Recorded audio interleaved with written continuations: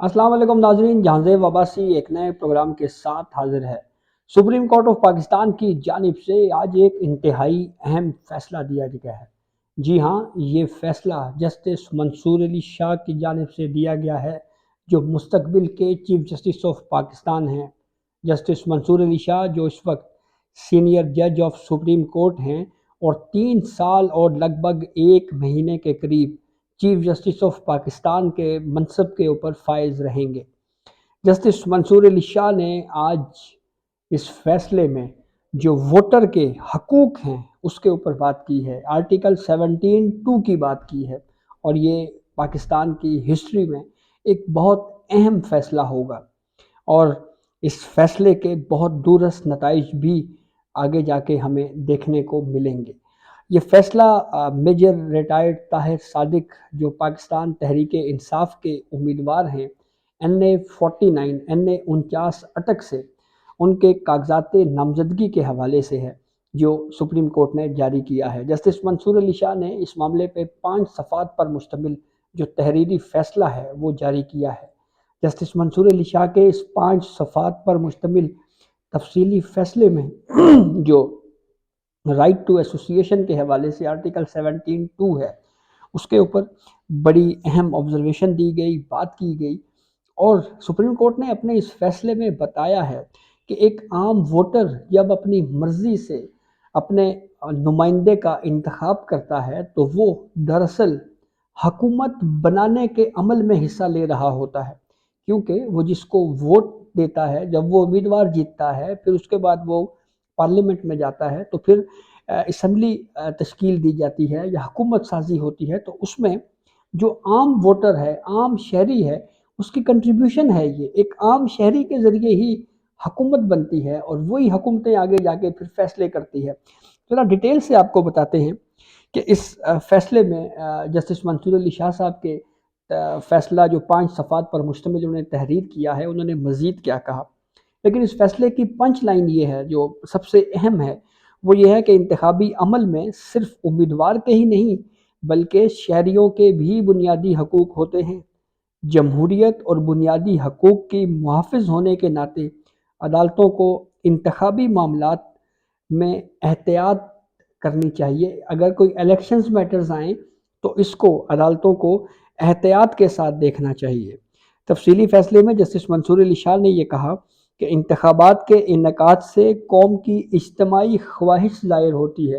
यानी जब इलेक्शन होता है, इसमें आम आदमी हक़ राय दही इस्तेमाल करता है, तो इससे जो पूरी कौम की जो इज्तिमाई विल है, जो कलेक्टिव विल है, वो ज़ाहिर होती है कि मेजॉरिटी किसकी तरफ है, मेजॉरिटी क्या चाह रही है कि कौन जीत कर हुकूमत बनाए।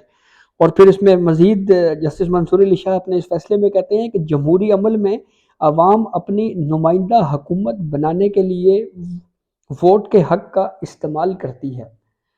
आगे चल के इस फैसले में मज़ीद कहा गया कि इंतखाबी अमल में सिर्फ उम्मीदवारों के ही नहीं बल्कि जो आम शहरी हैं उनके भी हकूक़ होते हैं।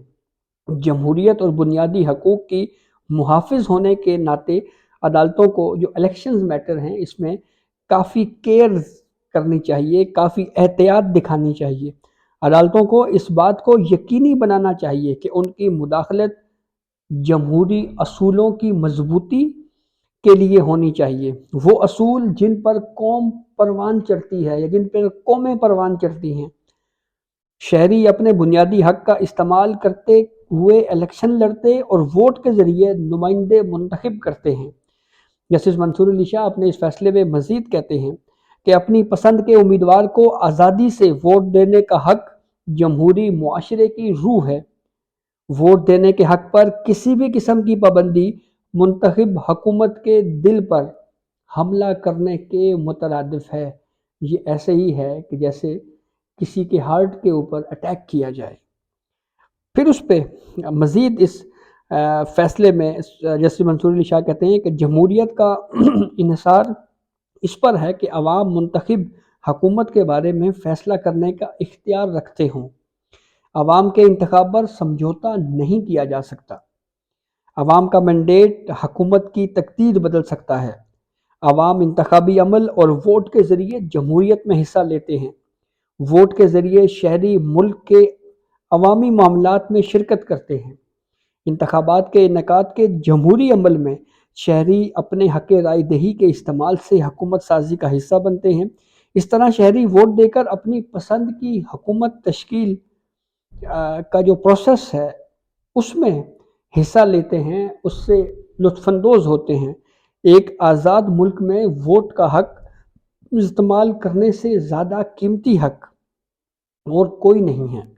سپریم کورٹ نے اپنے اس تحریری فیصلے میں جو جسٹس منصور علی شاہ نے تحریر کیا، اس میں مزید کہا کہ اگر ووٹ کا حق مجروح ہو رہا ہو تو ایسی صورتحال میں اگر جو رائٹ ٹو ووٹ ہے وہ اگر مجروح ہو تو دیگر جو حقوق ہیں وہ محض خیالی ہوتے ہیں۔ آرٹیکل 17 کی ذیلی شق 2 کے تحت سیاسی جماعت بنانا یا اس کا ممبر منتخب ہونا الیکشن لڑنے کا حق نہیں، بلکہ اپنی پسند کے امیدوار کو ووٹ دینا بھی یہ آئینی حق ہے۔ اگر شہریوں کو اپنی پسند کے نمائندوں کا آزادانہ اور منصفانہ انتخابات کا حق تسلیم نہ کیا جائے تو آرٹیکل 17 کی سب سیکشن 2 کھوکھلا ہوگا۔ شہریوں کا بطور ووٹر انتخابات میں حصہ لینا جمہوری حکومت کی بنیاد ہے۔ اور پھر اس کے بعد مزید اس فیصلے میں یہ کہا گیا کہ ووٹ کے حق کا استعمال شہریوں کی پسند کا اظہار ہے جسے آرٹیکل 19 بھی سپورٹ کرتا ہے۔ اپنے بنیادی حقوق کا استعمال کر کے شہری اپنی تقدیر کا فیصلہ اپنی پسند کی حکومت بنا کر کرتے ہیں۔ امیدوار کا الیکشن لڑنا اور ووٹر کا ووٹ دینا امیدوار کی اہلیت اور نااہلیت کو طے کرتا ہے۔ یعنی ایک امیدوار اہل ہے یا نہیں اہل، یہ دراصل جو ووٹر ہے وہ طے کرتا ہے، ووٹ کے ذریعے طے ہوتا ہے۔ اگر کسی امیدوار کو ووٹ زیادہ پڑ گئے اور وہ اس ووٹ اپنے مخالف امیدوار کے مقابلے میں زیادہ لے کر جیت گیا تو یہ عوام کی ہی رائے ہے اور اس کی رائے کے مطابق وہ شخص اہل ہے۔